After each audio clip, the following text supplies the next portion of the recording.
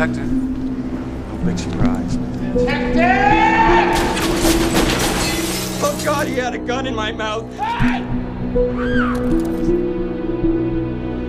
No, this isn't gonna have a happy ending. It seems that envy is my sin. Oh, what's in the box? Tell me she's alright! 7 son los días que Dios tardó en crear la tierra según la Biblia. 7 es el número perfecto para el cristianismo. 7 son los pecados capitales y fue a las 7 de la tarde que John Doe terminó su obra maestra criminal, dejándonos con uno de los finales más insólitos del cine. Anteriormente hemos profundizado en el Club de la Pelea. Hoy continuaremos con la filmografía de David Fincher. Seven nos sitúa en una ciudad sin nombre, con una iluminación bastante oscura y una paleta de colores que recuerdan a la suciedad y a veces a la putrefacción, ideal para un ambiente lleno de muerte y fatalismo. Seguimos la historia de un arquetipo clásico del género policíaco, 2 agentes de la policía con personalidades y conflictos muy diferentes que deben trabajar juntos, el detective Mills y el detective Somerset. Ambos se verán desafiados por un criminal que parece sobrepasarlos, el asesino serial John Doe, cuyas víctimas corresponden con los pecados capitales. El detective Somerset no tarda en deducir las fuentes en las que se basa John, destacando por sobre todo la Divina Comedia de Dante Alighieri, la Biblia y las enseñanzas católicas. Aquí está la clave para lograr una película de suspenso que combine crimen y religión, ya que no se está haciendo una simple referencia a un elemento religioso, sino que el elemento religioso es una pieza fundamental en la estructura de la película. Otra pieza igualmente importante son los personajes y sus motivaciones, pero ya llegaremos ahí. John Doe tiene 2 razones para cometer sus crímenes en base a los 7 pecados capitales. La primera razón la confiesa en el tercer acto de la película. We see a deadly sin on every street corner, in every home, and we tolerate it. Well, not anymore. John piensa que sus actos servirán para limpiar el pecado del mundo. Esta es la razón explícita, pero la razón implícita se encuentra en las guías de este asesino. La Divina Comedia se divide en 3 partes: el infierno, el purgatorio y el paraíso. El propio Dante Alighieri es quien protagoniza estos relatos. En la segunda parte cuenta su travesía por el monte del purgatorio. Al pie de este monte está el antepurgatorio y en la cima está el paraíso terrenal. Cada una de ellas representa un pecado capital y están clasificadas en base al amor. Esto último lo observamos brevemente en los documentos de Somerset. Las 3 primeras gradas de los pecados capitales son la soberbia o el orgullo, la envidia y la ira, en ese orden en específico, y son los pecados relacionados con un amor pervertido o un amor mal dirigido que termina haciendo daño a otras personas. Después está la pereza, que es un amor deficiente, y los 3 últimos pecados hacen referencia a un amor excesivo o desordenado. Aquí está la avaricia, que es un amor excesivo hacia los bienes materiales como el dinero. Luego está la gula y finalmente la lujuria. Dante comienza desde lo más bajo y con 7 P's marcadas en su frente. Por cada grada que sube, una P es borrada, lo que simboliza la expiación o redención de los pecados capitales, ya que para pasar al paraíso hay que estar libre de pecado. Esta es la segunda razón por la que John Doe basa sus crímenes en los pecados capitales. No solo quiere limpiar el mundo, sino que también quiere limpiarse a sí mismo. Piensa que con cada asesinato, el pecador muere junto con el pecado, por lo que con cada crimen, él estaría limpiando un pecado. Así que para el final de la película, el único obstáculo que le impide estar listo para el paraíso es que John representa el pecado de la envidia, y no puede matarse a sí mismo, ya que el suicidio es un pecado para el catolicismo. Por ello, utiliza a Mills para que ejecute el último paso de la purificación.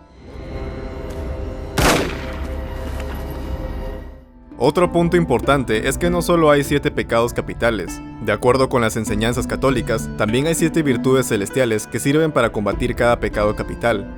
John Doe castiga a un par de sus víctimas aplicando una versión sádica y tortuosa de las virtudes. Para el pecado de la avaricia está la virtud de la generosidad. La víctima fue un abogado que ganaba dinero defendiendo criminales, lo que a ojos de John es una persona que no le importa qué tan bajo caiga para ganar dinero. Su castigo fue cortarse casi medio kilo de su propia carne, como un gesto de dar algo propio sin recibir algo a cambio, pero en este caso, literalmente. Pound of flesh, no more, no less. This task done, and he would go free. Para el pecado de la soberbia está la virtud de la humildad. La víctima fue una modelo a quien se le mutiló partes del rostro y se le dio 2 opciones: llamar por ayuda y vivir el resto de su vida con el rostro desfigurado, o tomar unas pastillas que acabarían con su vida. Para John Doe, optar por la primera opción demostraría humildad, pero la modelo tomó la segunda opción. Las demás virtudes son la diligencia para la pereza, la templanza para la gula, la caridad para la envidia, la castidad para la lujuria y la paciencia para la ira. Únicamente las virtudes de la generosidad y la humildad han sido representadas, ya que en estos dos casos, John Doe les dio la opción a las víctimas de elegir entre morir o aplicar una forma sádica de una virtud. Con el resto de las víctimas no hubo esta dinámica y fueron castigadas con tortura y finalmente asesinadas. Es muy probable también que John haya inspirado sus castigos en la Divina Comedia, ya que opta por pensar en un castigo que esté relacionado con un determinado pecado en lugar de directamente asesinar al pecador. Por ejemplo, en el purgatorio los glotones se encuentran muriendo de hambre, mientras que tienen enfrente árboles con frutos que siempre están fuera de su alcance. Los orgullosos están condenados a cargar una enorme roca en sus espaldas para así estar inclinados, como en una posición de sumisión o inferioridad contraria al orgullo. Es bastante complicado que John pueda imitar estos castigos, ya que requerirían su constante e ininterrumpida atención, por lo que usa su creatividad para hacer castigos incluso peores.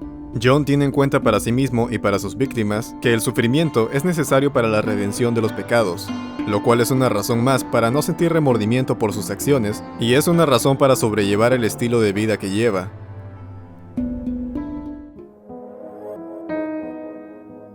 And what I've done is gonna be puzzled over and studied and followed.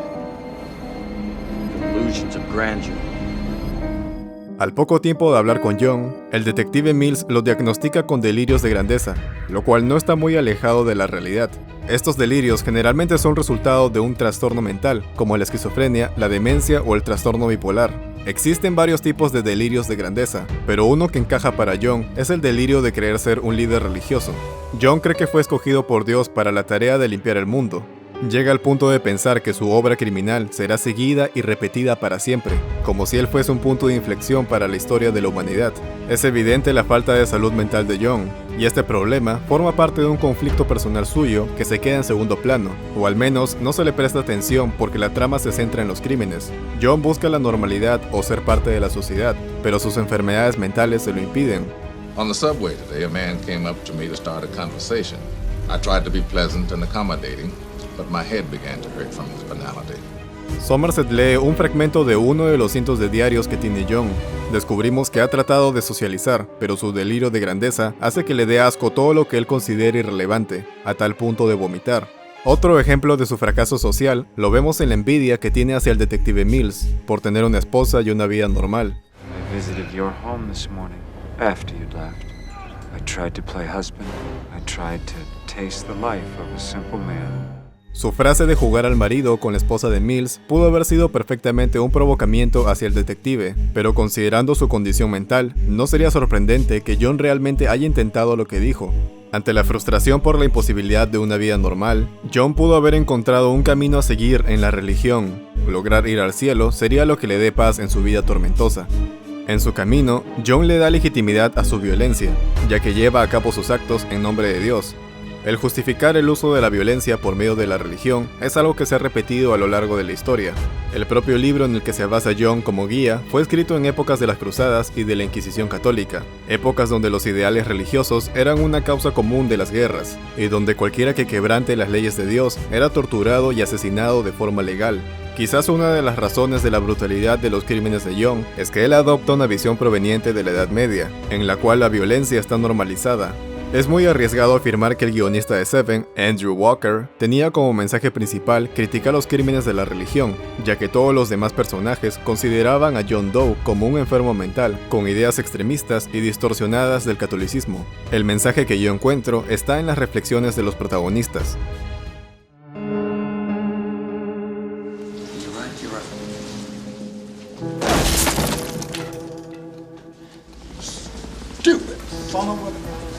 Mills y Somerset resultan un dúo dinámico ya que tienen una relación complementaria. Mills es joven, tiene una esposa, es desordenado y se deja llevar más por sus emociones, pero también es enérgico y positivo. Somerset, por el contrario, es ordenado, está en edad de retirarse, es solitario y pesimista, pero es meticuloso y estudioso a la hora de hacer su trabajo. La escena del bar es clave para comprender la mentalidad de ambos personajes y posteriormente el mensaje final. Somerset cree que vivimos en un mundo tan lleno de apatía que es imposible no deprimirse si uno se detiene a ver el panorama, que todos buscan el camino fácil, que a nadie le importa un héroe que haga el bien, así que lo mejor es simplemente apartarse. Con esto evidencia un pesimismo y una falta de motivación para continuar con su carrera. Después Mills parece ganarle la discusión, haciéndole ver que él realmente no cree esas cosas, sino que quiere creerlas para sentirse seguro con su decisión de retirarse. Cuando Mills llega a su casa, abraza a su esposa, mientras que Somerset llega a su casa y lo único que tiene es su metrónomo.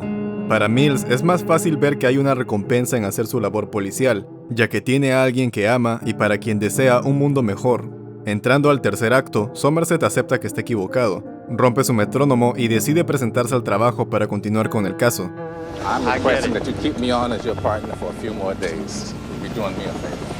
Las últimas líneas de la película básicamente sintetizan el mensaje y la nueva forma de pensar de Somerset. El mundo es un buen lugar por el que vale la pena luchar. Pero él solo está de acuerdo con la segunda parte de esta frase. Por ello, es que seguirá siendo detective y cuidando de la ciudad. Where you gonna be? Around. I'll be around. Durante casi 2 horas hemos sido introducidos en un mundo oscuro y lleno de crimen, pero junto con Somerset hemos entendido que eso solo es una motivación para mejorarlo.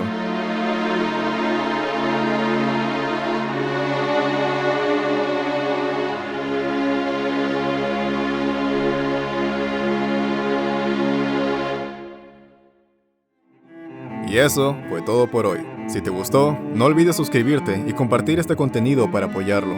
Abajo en la descripción están los links a mis redes sociales por si quieres seguirme en otro lugar. Y como siempre, muchas gracias por ver.